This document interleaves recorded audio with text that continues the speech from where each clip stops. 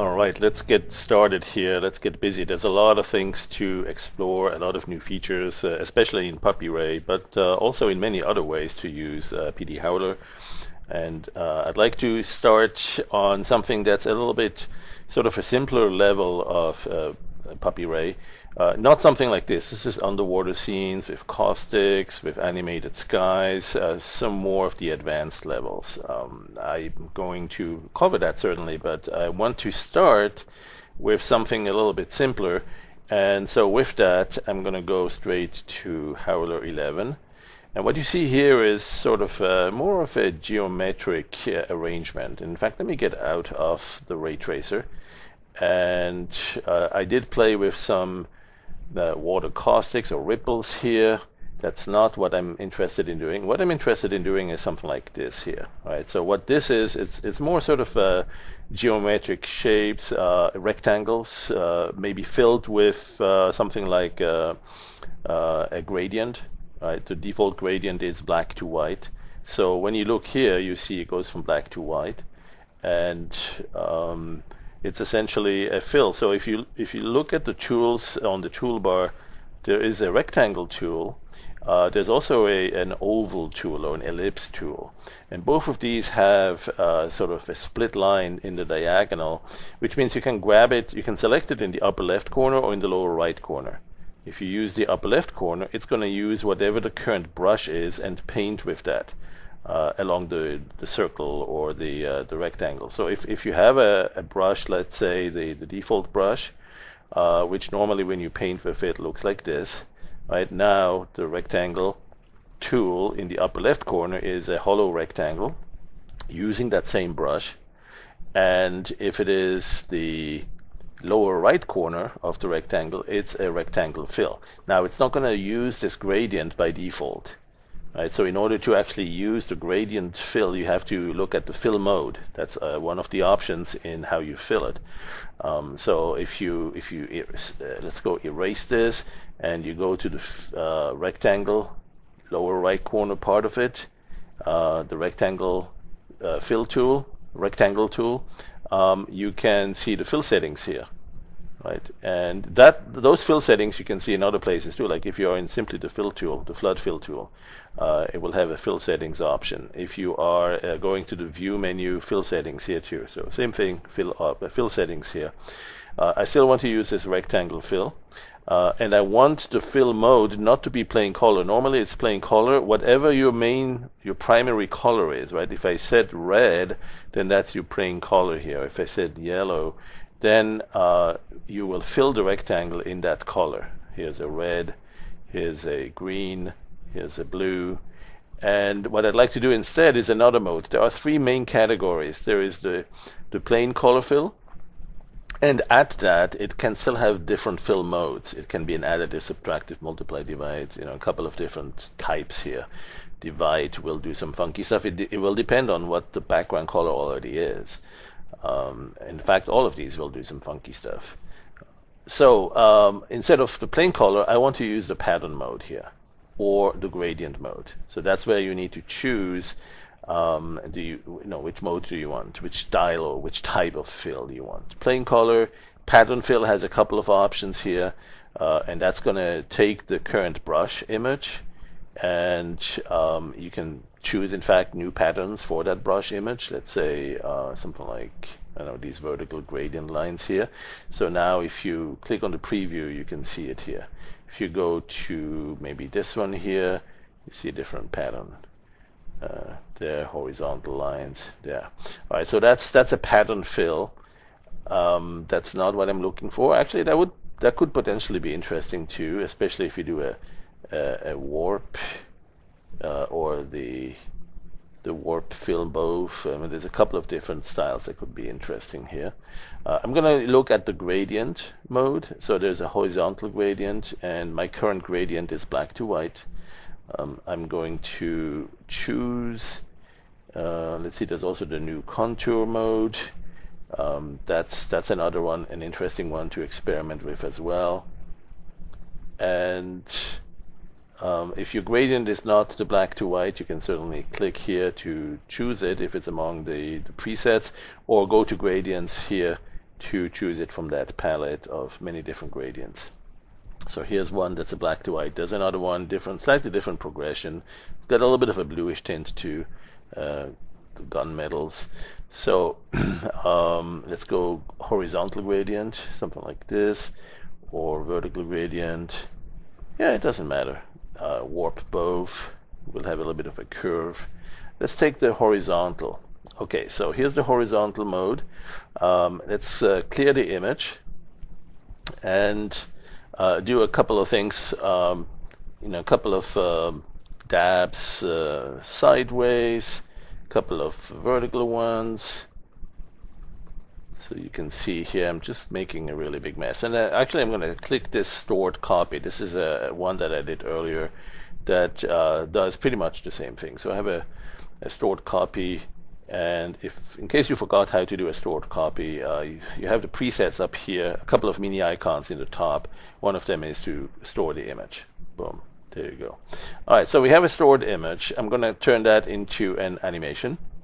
And that's right there. Create an animation of, let's say we want it 5 seconds long at 30 frames per second. That's the default here. So we're going to need 5 seconds times 30. It's 150. And if you don't trust your own calculations, you can certainly, figure it out here. There's some ways to enter the seconds. Let's say you want 5 seconds at 30. There you go, and it will figure it out. And let's say you wanted 6 seconds, right? So let's do 6. That should be 180. Bingo, there it is. All right, so we have 180 seconds of animation, and that one too we could store, right? If you want to store, just like we stored the image, you could store the animation.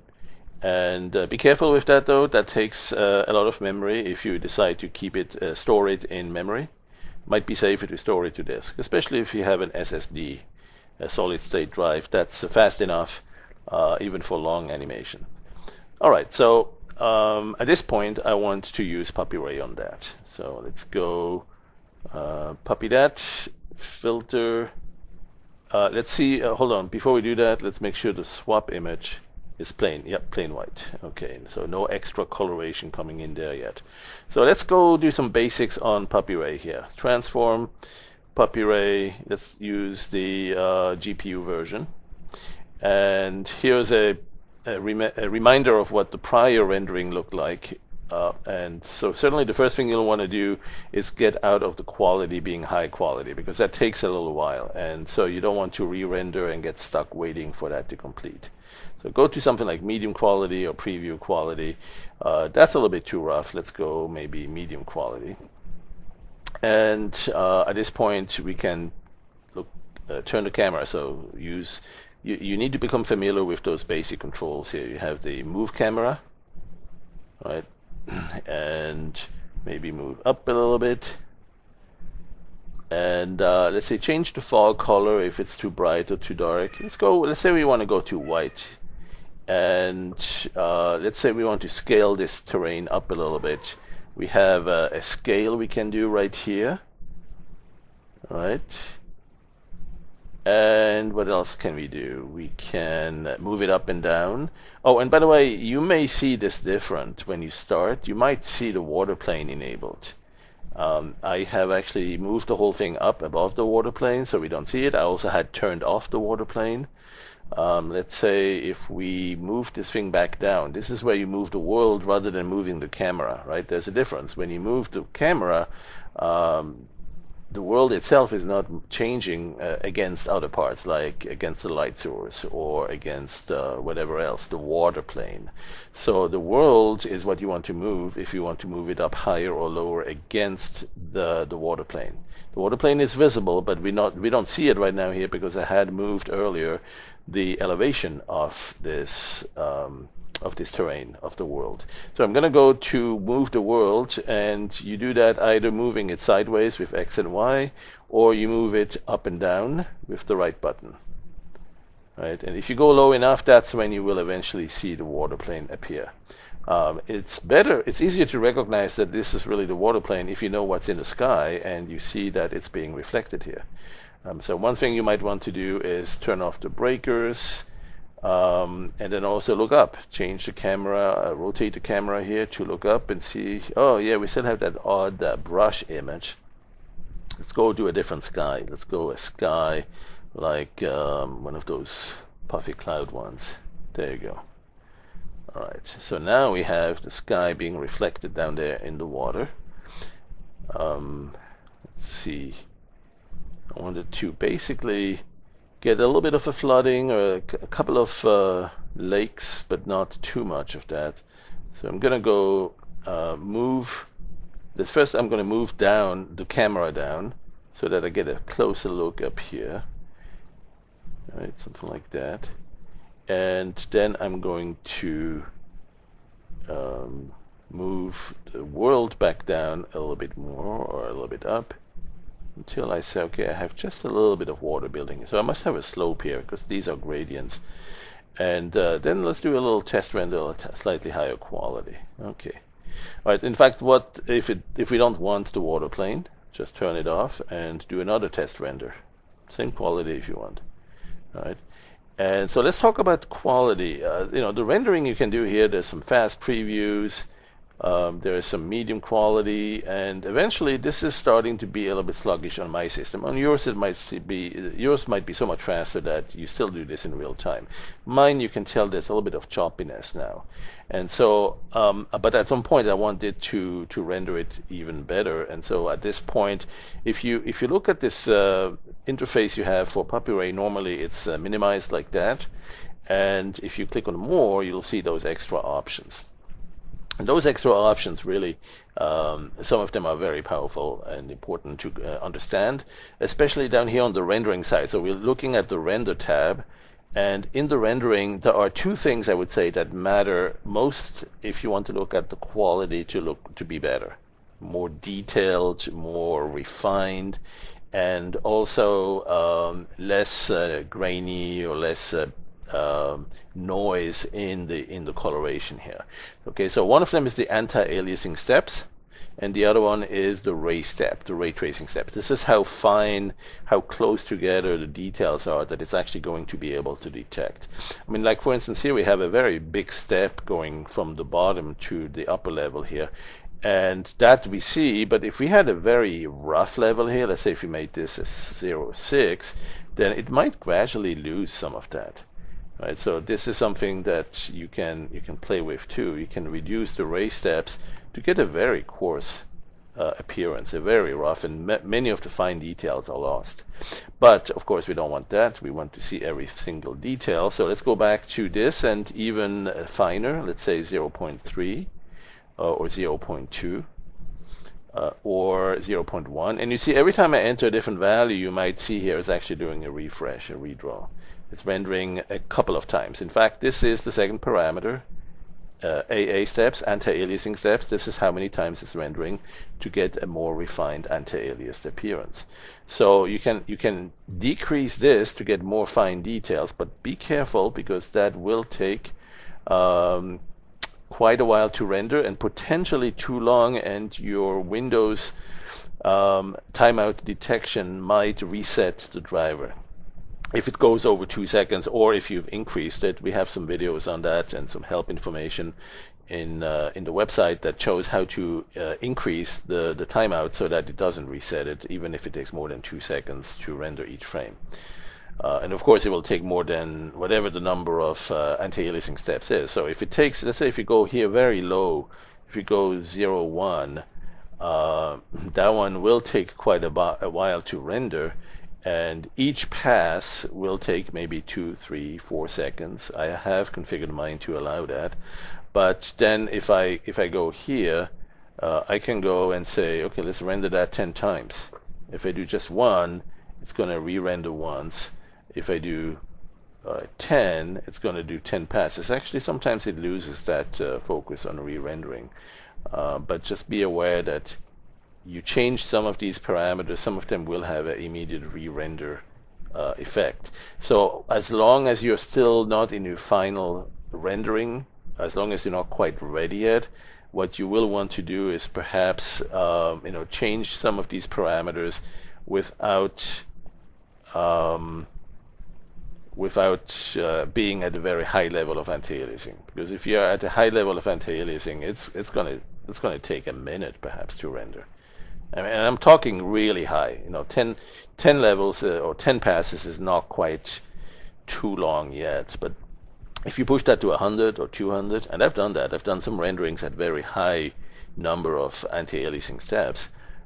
It's gonna take possibly a minute or two for a single frame to be rendered, and then you do that along the animation. It's gonna be hours to render. That really depends all on how much refinement you seek here on the ray steps, how much anti-aliasing steps, how many anti-aliasing steps you ask for, other things like whether you trace the shadows. If you don't trace the shadows, it's a little bit faster, right? But if you enable trace shadows, it will take a little bit more time. And so now I'm going to do perhaps my final render here. Let's try 3. Perhaps, let's see, 1, something like that. And just going to move a little bit. I'm going to move this, or you know what, change the sky. That sometimes does triggers a new rendering. And if nothing else, you can always do a little notch here, move it a little bit. But you know, be aware that that's probably going to do 2 renderings because it detects the new movement and then it has time to catch another one. Each of these will be rendered. And so you have 10 passes. That was fast enough. But if you had 100, it's going to take quite a while, and you're going to have to wait a second pass for the second rendering. All right, so here it is actually rendering right now. You can see it's busy. It's not responding. It's just busy doing its rendering. And the longer you wait, the better it looks. The anti-aliasing is getting more and more refinement, less and less grainy.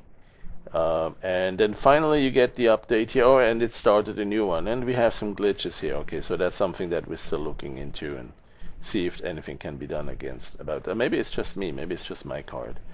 But what you'll want to do is, you know, keep it in reason with regard to the number of anti-aliasing levels, and then also some other things that you might see, the refinement detail, and sometimes really you don't want to make it a very perfectly clean render. You'd rather add some noise. You'd rather add some disruption, and we have a bump map for that.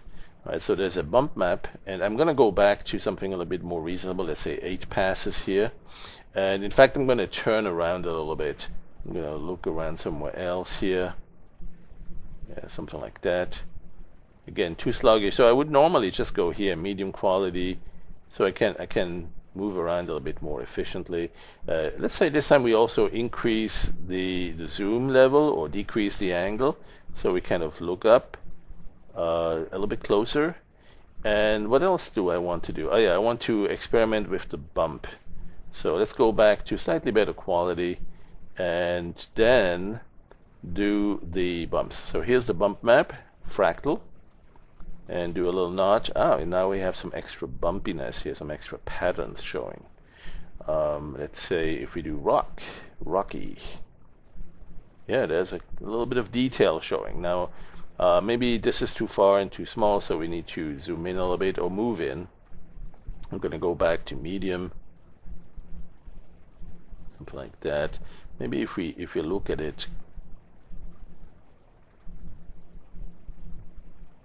up close, there, let's see that. High quality. All right, so there's a little bit of bumpiness on there. In the landscape renderings that you've seen, it really makes a nice difference.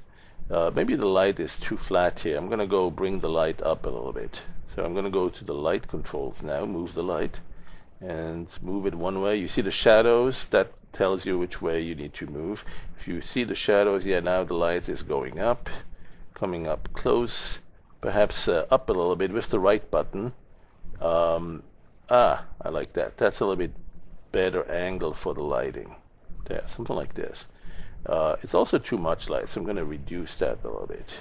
There, something like this. Let's go back to better quality. Okay, and now we can explore the effect of these bumps. Right, so we have perhaps I'm doing a little bit more wide angle, so I see some up close and some far away, all at the same time. There, and move it up. There, that's a good vantage point. So I'm going to go to um, no bumps. So that's the plane surface. Then I'm going to go to fractal. Then I'm going to go to rocky. Oh, I love those. There's nice little rocks, rocky displacements, disruptions here. And if you do your final rendering, notice what happens.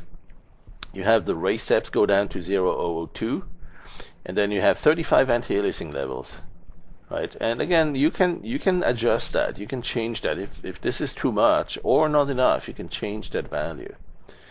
You can also let's go back to high quality and say, for instance, pitted. Oh yeah, we've seen that one already. Looks like some carved out holes, some potholes or pits. Then there's a mud bank appearance. And then one of my favorites really is the riverbed.